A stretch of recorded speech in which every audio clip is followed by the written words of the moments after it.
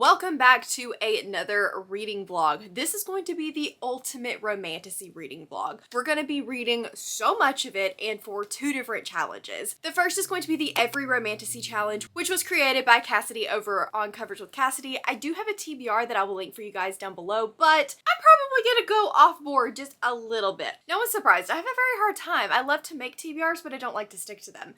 And then we are going to be also participating in the Romantasy-a-thon Summer Reading Challenge, which is hosted by Tori from Tori Between Pages. So we have two very exciting romantasy things going on. For the Ever Romantasy Challenge, I will tell you guys kind of how that works as we start filling in books. And then for the Romantasy-a-thon Challenge, there is a big bingo board. I'm not going to be able to read 35 books in 2 months, so I'm going to allow myself to use 2 squares per one book, but no more than 2 squares, and we're going to see how many we can get done. The tentative TBR, I only know of 2 books, and then we're just going to kind of wing it from there. The first is Bane and Blood by Danielle L. Jensen. This one is going to be returning to the library soon, so I absolutely need to read it. I've heard really good things. It's a Viking-inspired romantasy. And then also Beneath Black Sails by Claire Sager. This is the Who Did This To You book club for the month of June, which is one of the squares, so I absolutely need to read it. It's pirates and it's set in the same world as her Kiss of Iron series.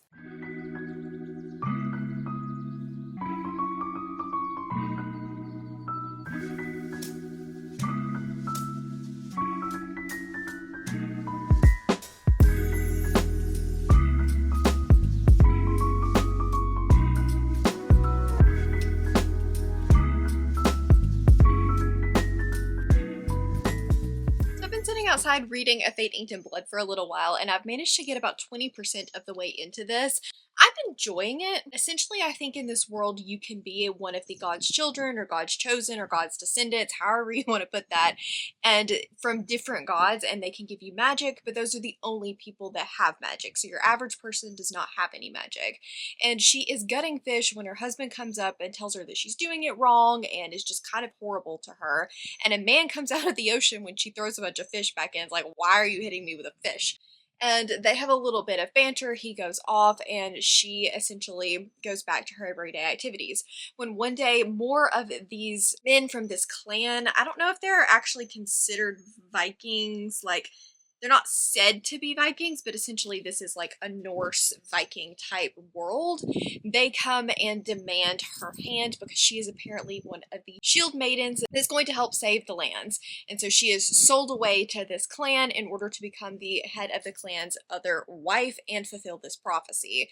I'm liking this one so far, but I'm not just completely hooked. There's something about it that is a little, I don't know, I'm just not fully in it, fully loving it. I am enjoying it, but I'm not just like all in loving it, and I don't really know why that is. I don't know if it's being in Freya's head or what, but I'm just, so far there's not been a whole lot of romance. I know who the romantic interest is going to be, but he's not really been on page or interacting with her very much. We're learning a lot about the world, but I don't feel like I'm learning enough. So while the setting is cool and the magic is cool, I just want there to be a little bit more depth to this overall, but I am enjoying it. I'm having a good time and I'm excited to continue on with it. Normally, like Norse Viking settings don't always work super well for me, but I'm hoping that this one will, and this is going to end up counting for the Every Romantasy Challenge because one of the bonus challenges is a Viking. This was not on my original TBR, but like when I saw that that was a bonus challenge, I was like, this is the only book I know of that's really gonna fit that.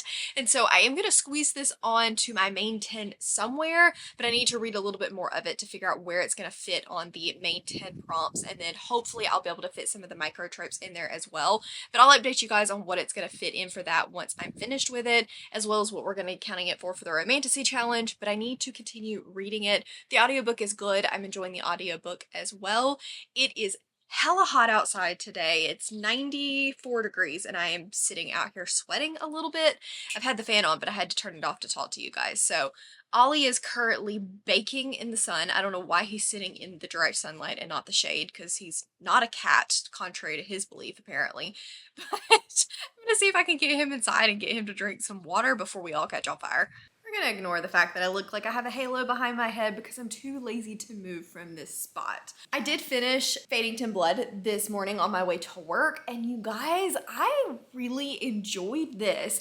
At the beginning, I was a little unsure. I was like, I don't know if it's the writing, I don't know if it's the characters, I'm not really sure what it is, but I'm liking it, not loving it. As we continued on, I started to really appreciate what this book was doing. I was vibing, I was in it. I like our main character, and I like that she has a lot of nuance to her. She has multiple different sides where she wants to do the right thing, but she is also a Viking. And so that need for vengeance and that ruthlessness does really come out in her sometimes. The chemistry between the two of them I ended up really enjoying. I think about the time that they really started interacting with each other more was the point where I really started to enjoy this and start to fall in love with it. The world building was really good. The action scenes were great. This is an epic fantasy that does focus a lot on the romance. I would still consider it a romantasy because the romance is so prevalent. But like if you're looking for a romantasy with an epic setting and good battle scenes and things like that, then I think that you should definitely try this one. I am going to be giving this a 4-star. It didn't quite reach 5 stars for me, but this is a solid 4-star. I will absolutely be continuing on in the rest of the series. I thoroughly enjoyed this. So we do need to talk about where this is going to fit in on Every Romantasy and Romantasy-a-thon. I need to shift. Okay, so I'm gonna put it up here so you guys can see it, but for the Every Romantasy challenge, I'm gonna be putting it in for Forbidden Love. She's falling in love with her husband's son. Now, granted, the husband is like not a true husband, so it's not like a weird or anything like that, but definitely forbidden. She's not allowed to love him. This is going to be slotted in for Friend Recommends on number 2 because Cassidy really enjoyed this and Monica really enjoyed it. Lots of people that I know have been enjoying this one. It is gonna have the one bed or one horse trope. I am really bad, I'm learning, about picking up on micro tropes. I'm just listening or reading and having a good time, and then I go back and I look at the micro tropes and I'm like, wait, did that have that? I think it did, but then it completely like leaves my brain. But I haven't had it confirmed that this does have the one bed trope, and then it's also going to cross off the bonus challenge of Viking, which I'm so excited about because I was struggling on what I was going to use for that one. So that is our first book down, our first book on the Every Romantasy challenge. And then for the Summer Romantasy-a-thon, so Editing Mel realized that I told you guys about the wrong trope initially when I was talking about Fadington Blood. I'm going to put it in for a pretty cover. I misread the fast burn as like a fast-paced story, but I think it's referring more to the romance being like a quick, they really love each other right off the bat kind of thing. So that was just me not paying attention and not using my brain. So instead it's going to go in for a pretty cover. And then I think I'm also going to put it in for first book in a series. This is the first book in the Saga of the Unfated series, so it definitely will count for that. I was thinking about putting it in for Marriage of Convenience, and I could still move it, but it's not convenient for her, so maybe it's not exactly a Marriage of Convenience, but that's where it's going to fit in for those 2 challenges. You guys, this is off to a really good start. So I'm on my way out. I decided that we needed to do a little romantasy book shopping in this vlog in order to make it the ultimate romantasy reading vlog. So I'm gonna head over to the bookstore and see if they have any new release romantasy or any romantasy that I'm missing. There's not enough romantasy that is traditionally published for me to probably make a full bookstore trip out of it.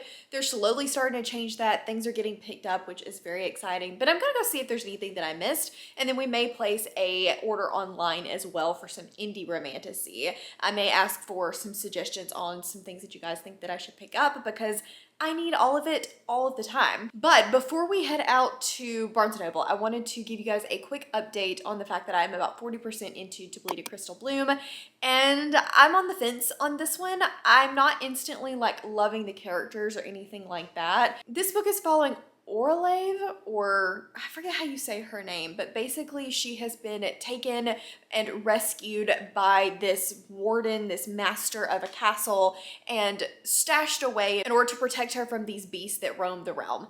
That's literally all I know, and I am at 40%. That's really the main part of the plot. And she like has these feelings about him, but she doesn't know how that she's supposed to feel, and she's kind of warring between that while trying to navigate her captivity. And I say captivity, and we'll get back to that.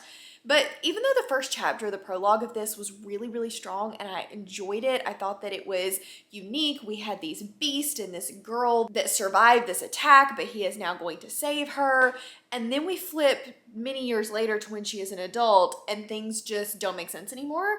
There are so many plot holes. I'm just like, why? I don't know. I don't understand. She's a captive, but she's not a captive. It's Rapunzel, but she's not actually trapped in the tower. We're throwing in a bunch of like fairy tale retellings. There's Beauty and the Beast. There's Little Mermaid. Cassidy and I were talking about this because we're buddy reading it along with Claire. And I was like, all we're missing is Sleeping Beauty. So I just feel like there's a lot that's not being explained. There's something that's happened in chapter 20 that kind of feels like it comes out of left field. I'm not necessarily mad at it, although it's a little bit weird, and I'm not going to tell you what it is because it's a spoiler, but like, I don't understand why it's happening, and it seems like it's this thing that just happens in the world and everyone accepts it and understands what's going on except for our main character, but it's not explained. So my issue right now is that nothing is getting explained, so it feels like there's plot holes and I'm confused, and the plot itself is moving extremely slowly, so like I'm confused but I'm not intrigued, because I think that that's the point. I think that she's trying to keep you like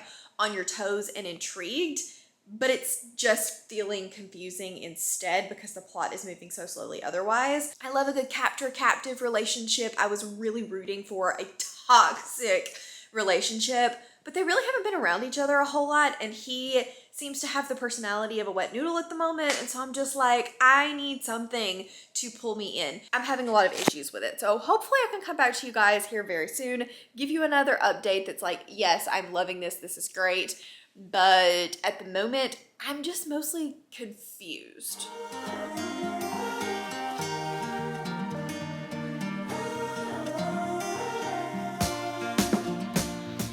Captured in a photograph. Remember how we used to sit in the vines? Yeah, oh. And I can hear you laugh it off.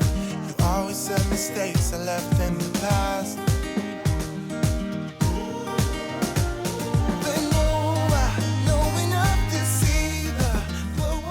I am back from the bookstore and I have my bag of books. I took you guys with me on my phone and I wanted to do a more car update, but my camera had died and I hadn't replaced the battery, so here we are. I did find a couple of things, a few romantasy that I picked up. There really wasn't a whole lot, which I expected to be the case. I am definitely going to be looking for romantasy recommendations, especially indie, because that's the vibe. That's where everything is right now and I am living for it. But I was able to pick up a couple of things. I actually got more than I thought that I did. So one of them is not romantasy. Actually, two of these may not be romantasy. One was Leather and Lark, and I just needed to pick this up because I really want to read it. This is just straight romance. But romantasy-wise, I managed to grab The Lord of the Fading Lands by C.L. Wilson. I've heard a lot about this author as being like a romantasy that I should read, and it's definitely fae. It says it's an epic romantasy series about a beautiful girl who would be queen, the Fae King, and the eternal battle for true love in the mystical fading lands. I don't really know much about this, but I have heard that it's one that I should pick up, and when I saw that they had book one, I decided to grab it. Then I also got, I don't think this is a romantasy, I think this is just a fantasy, but I got the audiobook on NetGalley for this, so I wanted to grab a physical copy to go along with it, and that is Foul Days by Geneva Dimova? I probably just butchered that, but this is a Slavic inspired story and it's The Witcher meets Naomi Novik, which sounds really interesting, so I'm hoping that I enjoy this one and can get to it soon. And then the last one that I picked up was Kiss of Deception by Mary E. Pearson. This is the next series along on my Patreon where we will be reading the entire series together and discording and talking about all of our thoughts, so I'm excited to try this. I know that it is a young adult like fantasy romance that Maria and Emma have really loved. They think that I will like too.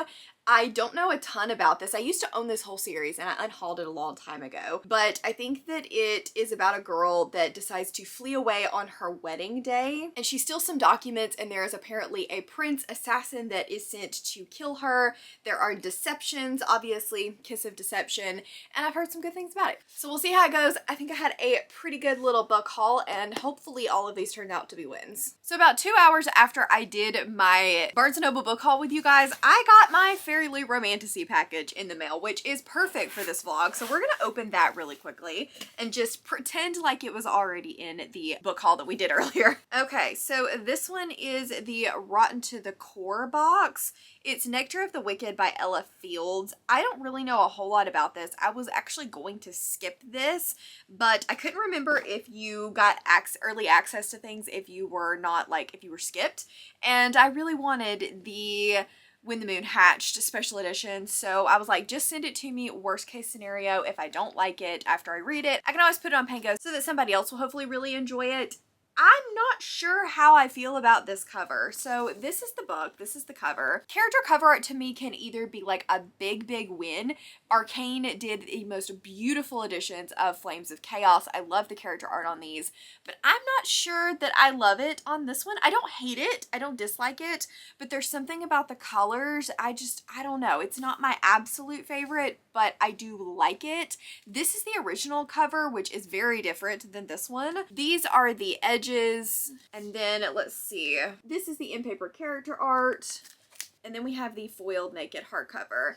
I will do want to point out one thing though that I don't know, looked straight over when I was showing this, but like, look at the little wolf, look at him, he's so cute. It's definitely giving me very whimsical vibes, which I was not aware that it was like super whimsical, so that does worry me a little bit. I'll probably try like a couple of chapters and see if I'm vibing with it. Let's talk To Bleed a Crystal Bloom. This book, I finished it.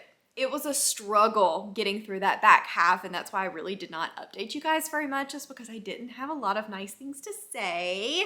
I did not like this book. I think I'm gonna give it a 2-star. It just didn't really know what it wanted to be, yet was boring all at the same time.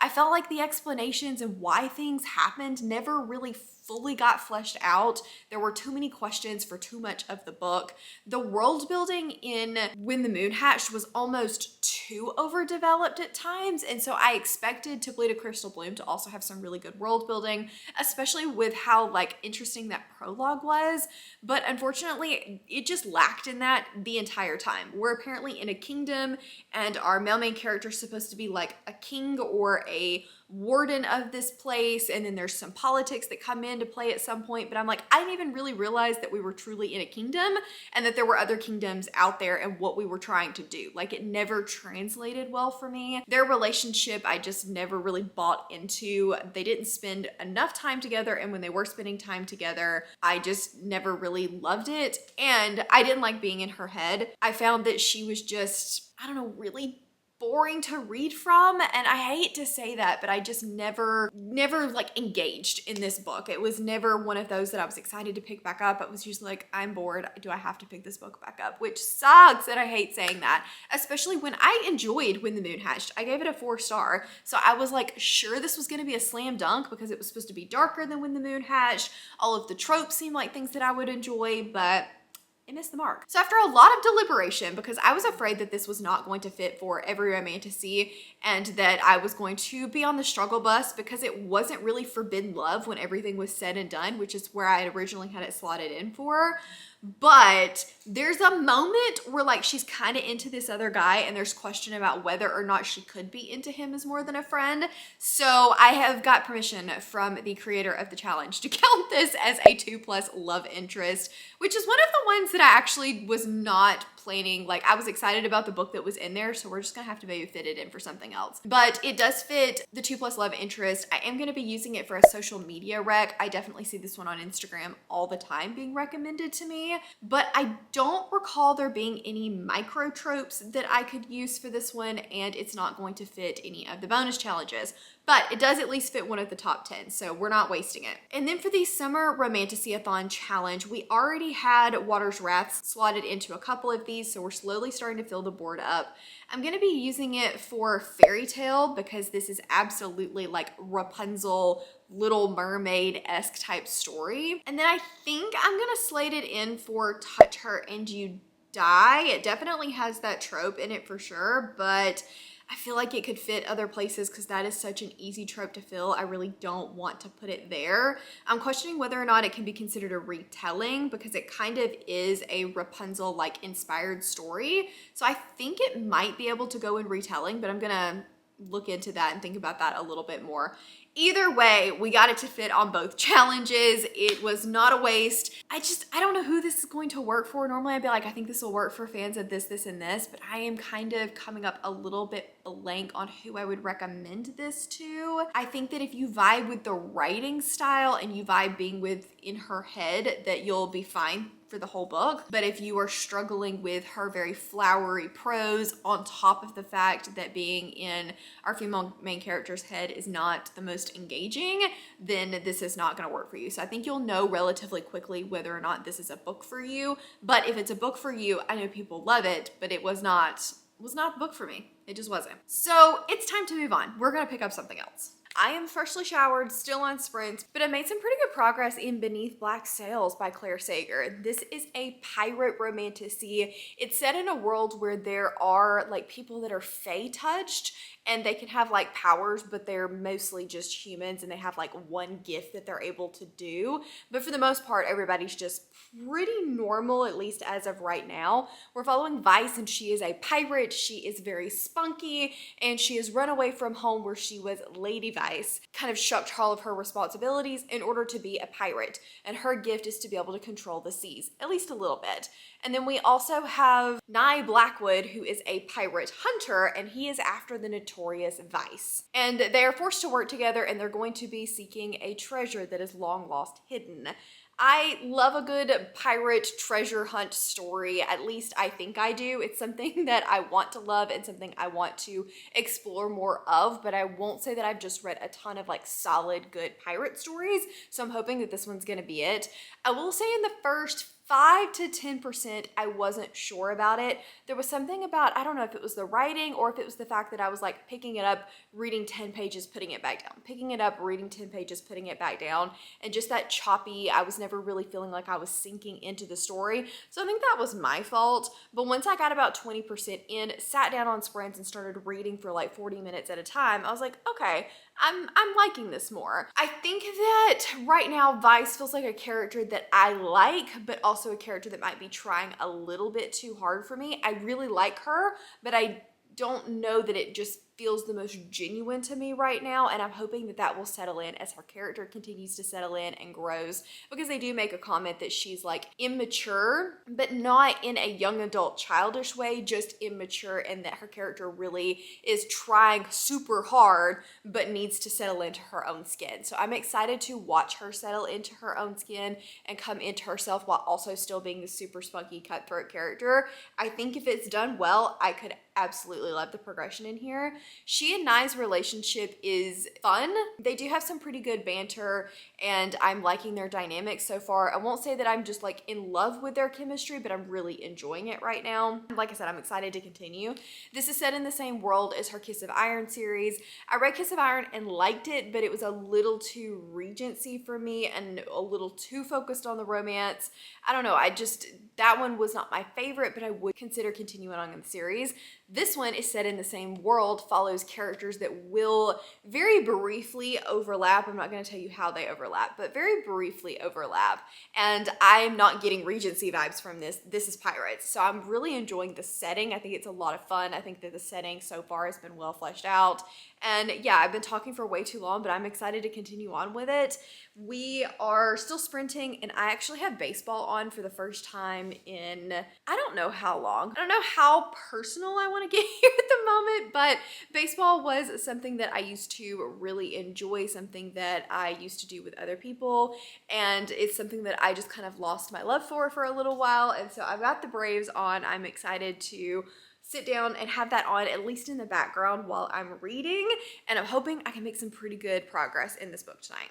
I'm about to go to bed because I am a grandma. I'm just learning to accept it. I am like one of those people that's in bed by 10 p.m. and I have no shame. But before I go to bed, I did manage to get to page 300 in Beneath Black Sails, and I take back everything that I said. Not everything. I don't take it all back, but I take back the part where I was not enjoying this because I'm actually having a really good time with it so far. I think that the romance is fun without being too enemies to lovers. They're definitely rivals, but you can tell that they definitely don't hate one another.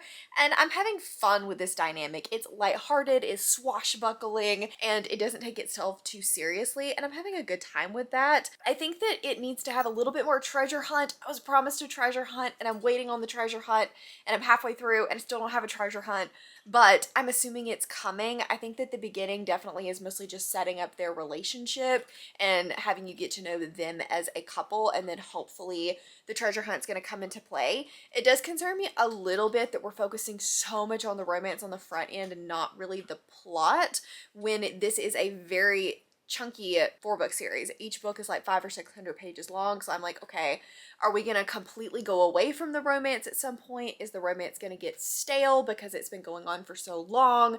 Like, I'm just a little concerned about that, but I'm also here for the ride and here to find out because I'm enjoying this. This is fun.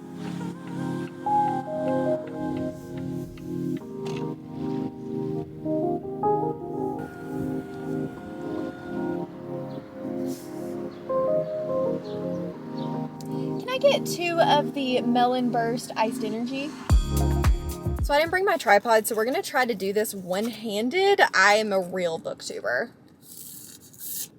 Okay, so I went to Starbucks to try the new tea energy drink things, and I, of course, had to get the melon because if you know, you know. If you've been on Sprints or you're in Patreon, then you know why I had to get the Melon Burst one. And I am excited to try it. I got about 5 hours of sleep last night. I stayed up way too late talking to Brie and Cassidy, just having a good time. And this has like 200 milligrams of caffeine, so we're gonna try it. Hopefully it's good. Whew. I'm not sure about it. It's got like a weird aftertaste to it, and it's very carbonated, which I don't know why I was not expecting a tea to be carbonated. So I think I like it, but it's got a weird aftertaste, so I'm a little on the fence. But she said that the tropical citrus one was even better, so I definitely will still try that one, even though I'm not a huge passion fruit person. So I'll get back to you. I'm going to drink some more of it and then I'll get back to you. Good morning. I am having a slow Saturday morning and it's been really nice. It's nice to just get up and grab my coffee and my book and just sit on the couch and read until I'm ready to start my day. So I have been reading a little bit of Beneath Black Sails. I'm not much further in than I was before, but I did want to mention that there's been a couple of things happen that are making me not love the relationship here. I think that there was just something really juvenile that happened, and kind of the way it was handled was just a little odd. Like the best friend had to go to bat for her, which could have been really good, except for it all happened off page and it just felt like it was kind of glossed over, but the way that it happened was a little bit weird. I don't know, I just wasn't a huge fan of it. And I actually went on Fabled because this is the Who Did This To You book club pick for the month of June, which is hosted by Tori, and I was reading some of the other comments and it seemed like a lot of people also found it to be a little bit weird. So I'm curious to see how everything continues to progress and to talk about it with everyone. I think that we are kind of getting to a point where we're lulling just a little bit. Now that they're more together, I'm like, wait, can we go back to the fun and the banter and the like sidelong glances, or give me some treasure? One of the two, but I'm a little bit less engaged than I was before, and I think it's just because the end goal seems like it's been reached, but we still have 4 books to go, which is always a little bit of a struggle with me in romantasy. I love the getting together, like the lead up, the banter, the tension, like give me some good tension, but once they're together and it's all lovey-dovey, I'm like, cool, you did it. Which is terrible, I know, but we are halfway through book 1 and there are 3 more chunky boys to go. So I'm just like, I'm still optimistic, but I'm not loving it quite as much as I was before, but I'm still liking it. I just wish it was a little less sweet at this moment. It is Saturday, so I'm going to be hanging out with Mom today. I think we're going to do a little grocery shopping because I really need to try to cook at home a little bit more. And I'm trying to decide whether I'm going to go get some Birkenstocks. I have been seeing lots of people wearing them, and I thought that they were extremely uncomfortable. Apparently, I was just buying the cheap knockoffs, and those are what are uncomfortable. But I'm just like, is that the millennial in me that is like, I should go buy some Birkenstocks, or are those actually back in style? I still want to know. I don't want to be wearing Birkenstocks out in public if that's an old lady thing to do. I'm Grand Mel Mel, but not everybody else needs to know that. So yeah, I think that that's what we're going to be doing for the rest of the day. I'll update you on whether or not I get the Birkenstocks. I'm going to read a little bit more before we get the day rolling. Is my hair smushed to my face? Because I'm not going to lie, I did just fall asleep on the couch. But before I did that, I was able to finish Beneath Black Sails. I ended up liking this one and not loving it as much as I wanted to. I think it's going to get a higher 3-star from me. The couple of reasons for that is, one, as we went on, Nye as a main male character just really wasn't doing it for me. He's a little bit vanilla and just not quite as dark and brooding as I typically like. He's not also as good of a cinnamon roll as like Leo from Blood Mercy, so he's kind of hanging out somewhere in the middle, and I just wish that he had had a little bit more depth to him. I really liked Vice and her character. I thought that she was spunky and fun, but the centralized conflict, or kind of what drives a lot of the conflict in here, it drug on for too long, and it really just didn't make a whole lot of sense. I kind of wish it didn't need to exist, honestly. It didn't really like bring anything to the story other than to drive the conflict, but I feel like that could have been driven by something else, because it should have either played a bigger role than it was, and like we should have had more of that backstory, or just make it something different. But I don't know, there was just a couple of things in here I was like, either that doesn't make sense, or that seems a little bit childish or lackluster, and I felt like I was on a roller coaster of I'm liking but not loving, I'm really enjoying, back to liking but not loving, really enjoying. And so I was kind of back and forth on this for a lot of the book, but I think I'm going to settle on a 3-star rating, and I need to grab my computer and see what this is going to fit for the 2 challenges that we're reading. Okay. For the Every Romantasy challenge, for our main trope, we're going to fit it in for reluctant allies. They don't really want to help one another, but they do end up having to help one another. It's definitely more in the beginning of the book than more toward the end, but I think it works. We're going to count it. It is on Kindle Unlimited, so I'm going to be counting it for that. And then I'm also going to put it for On the Run. Vice is definitely kind of on the run from the pirate hunter, which is Nye. And so I think that this absolutely will count for that micro trope. And then I am going to get to check off the Pirates bonus challenge, which I'm so excited about, because that one I thought was going to be really tough, but this just worked out beautifully. And then for the Summer Romantasy-a-thon, we are going to be able to check off the Who Did This to You book club pick for the month of June. I was able to participate a little bit in the Fabled discussion group, which was a lot of fun. You guys should definitely check out that book club, which I will link down below. And then I'm also going to be putting it for a Dark King. It's not going to fit there. I thought I was going to be able to put it in for a Dark King or Prince, but I'm sorry, he's just not. I think I'm going to actually put it for Forced Proximity, because they are forced to be on a pirate ship with one another, which is pretty close quarters, and he actually ends up taking her room at one point, so works out really well. So I think I'm going to slide it in for the Forced Proximity, because it just was not going to fit for where I originally had it in my brain.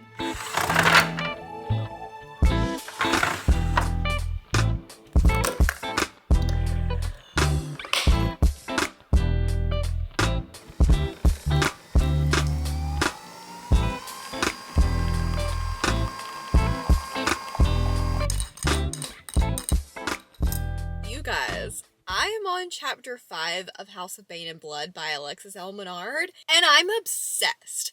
I am loving the interaction between these two. The world is really fun and unique. I'm having a great time. We've got knife to the throat trope already. He was like, I've never seen someone smile when a knife is to their throat. It's like you might like it. And she was like, I just might. I'm loving this. This is about Camilla, who is the heiress to like a train company, and the train, I'm assuming, is one of the things that like gives major transportation to the Isle, and the Isle is like set apart from the rest of the world. And then we have Nico, who is one of the remnants, and remnants have magic, but there's also like steam in this world, so it's kind of like a steampunk lamplight, but make it magic, and also kind of like a vaster world. It's a really interesting concept, a really interesting world. It is slow and kind of introducing the world and how the magic works, so there's definitely parts of it that I don't understand. But basically, Camilla's company is going under. She was left the entire thing by her father when he passed, and her brothers are like, okay, you're gonna have to do something to get us out of this. So she agrees to an arranged marriage with an alchemist who's going to pay them off essentially and get part of of the shares of the company, but she doesn't want it. She doesn't even know this guy. So she decides to escape one night and to just go have her last night of freedom, where she meets the stranger Nico, and they share a fun night together, but he takes her home, and she knows that when she wakes up the next morning, she's no longer going to be a free woman. Well, all of that ensues, and somehow she ends up married to a man that she never wanted and now has to learn to put up with. It is just, I'm having so much fun so far. I'm excited to continue, and this is giving me 5-star feels. I am halfway into House of Bane and Blood, and I want to give you guys a quick update on this. I am still really enjoying this, but I will say that the 5-star feels have gone down just a little bit, and now I'm more in like a 4-star feels kind of zone. I think that for some reason it just started to lag a little bit in kind of the things that were going on. I found that the middle really had a lot of just kind of talking and them getting to know one another and focusing on their romance, which is great. But in my romantasy, I typically either like the romance to be heavy banter and them sniping at each other all the time, or I need it to have a pretty solid plot to go along with it. I don't want to focus on just the romance, and I think that's why I'm not really a contemporary romance reader. I do need there to be just a little something else to it. It's slacked off just a little bit for me because of that. I still think that what is going on is interesting. I still like their relationship. I like their banter, but I am a little bored with like the day-to-day getting to know one another, like laughing, oh, we're falling in love kind of stuff, because while that's really important, you're probably thinking, Mel, this is a romantasy, you're supposed to want the romance. I do. I just like a little more knife to the throat, a little less day-to-day stuff in my romantasy. It still feels like a 4-star. I'm still enjoying it. I'm excited to see how the plot continues. There was one scene that I just felt kind of like came out of the blue, and a little bit to this overall. I feel like the romance is solid, but I feel like we are just throwing in scenes, and they feel kind of like they're jumping all over the place a little bit and a little less seamless than I would like for them to be. I'm being extremely nitpicky right now. I realize that, but I did notice it a little bit, so I wanted to mention it. There was one scene in particular where she is going to try to save him. The events that happen with that are really interesting, but there's like, I don't know how to say this without spoiling it, but there's a particular scene that happens or a trope that I don't typically love, and I'm not loving it in this either. I don't really want to tell you what it is because I feel like it probably is going to be a big plot point in the future and it's going to be a spoiler, but just know that it's there.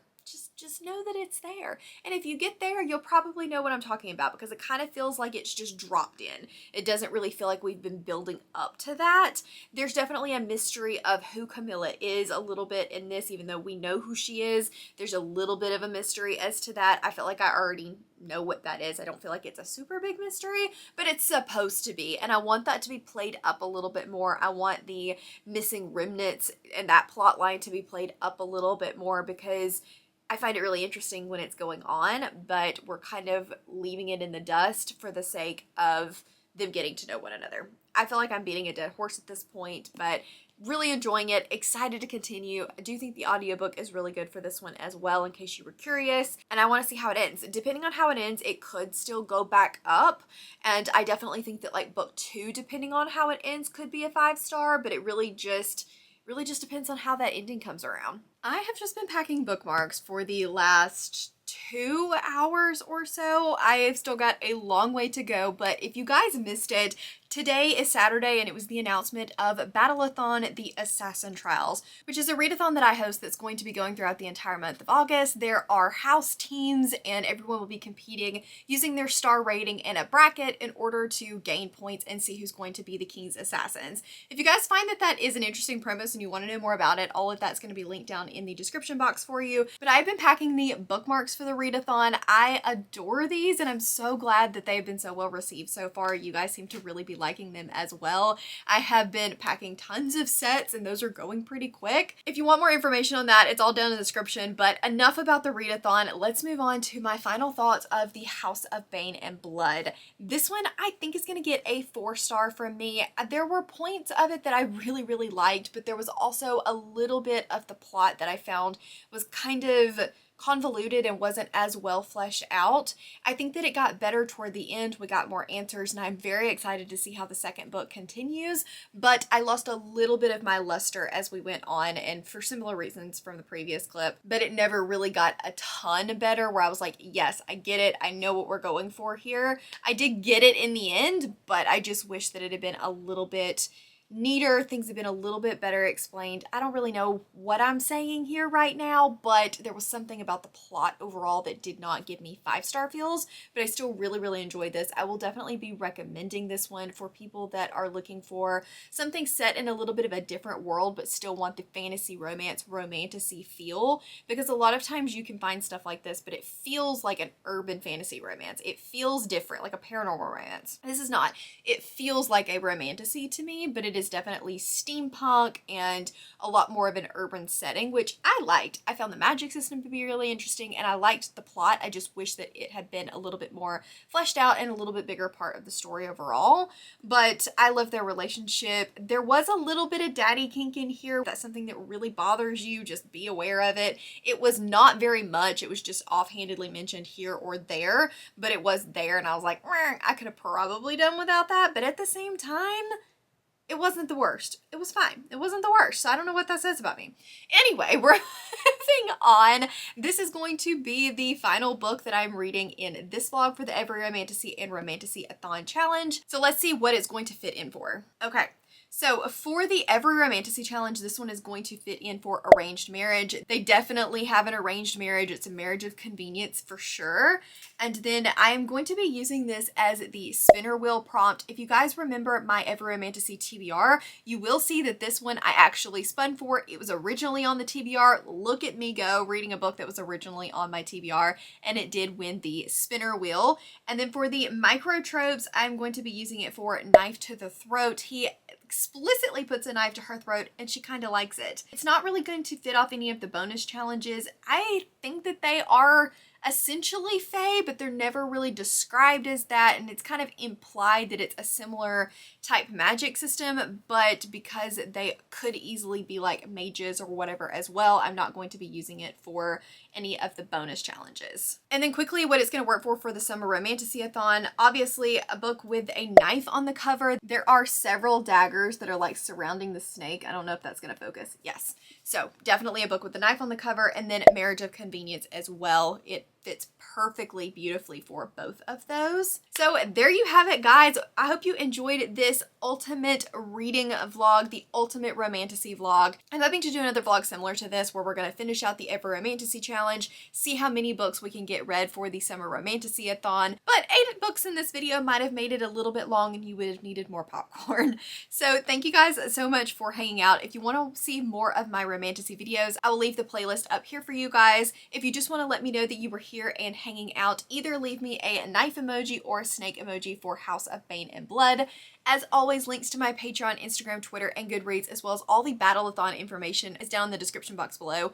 Please give this video a big thumbs up if you liked it, subscribe if you want to, and I will see you guys next time. Bye!